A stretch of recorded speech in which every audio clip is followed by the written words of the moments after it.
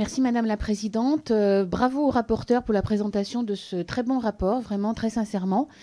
La communauté internationale doit en effet isoler les terroristes en asséchant leurs sources de financement. Rappelons que malgré sa chute, l'État islamique dispose encore de 50 à 300 millions de dollars de réserves financières et les différents groupes terroristes comme Al-Qaïda en péninsule islamique, arabique ont tiré plusieurs centaines de millions de dollars de leurs rançons et actions sur le terrain.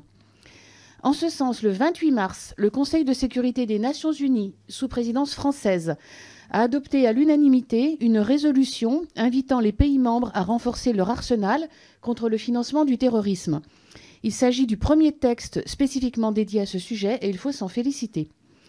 Cette doctrine de référence, comme la dénomme Jean-Yves Le Drian, stipule que les États membres sont appelés à créer des cellules de renseignement financier pour combattre l'entretien du terrorisme et à mieux coopérer avec le secteur privé. Ils doivent aussi agir contre l'anonymat des transactions à travers l'usage de cartes prépayées, services bancaires mobiles, crypto-monnaies, nouvelles start-up financières et empêcher le paiement de rançons qui constituent la principale source de revenus pour l'État islamique. À l'aune de votre rapport, je voudrais connaître votre point de vue sur cette résolution et également son application par les différents États signataires avec les ONG.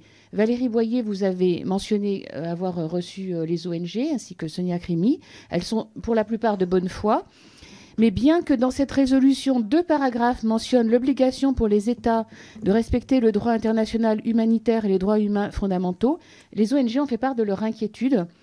Elles craignent de voir leur travail sur le terrain et pour les droits humains être empêché par les États dans lesquels elles se trouvent, au motif que, indirectement, elles soutiendraient les organisations ou individus terroristes. On est donc sur une ligne de crête et je vous remercie de votre point de vue sur le sujet.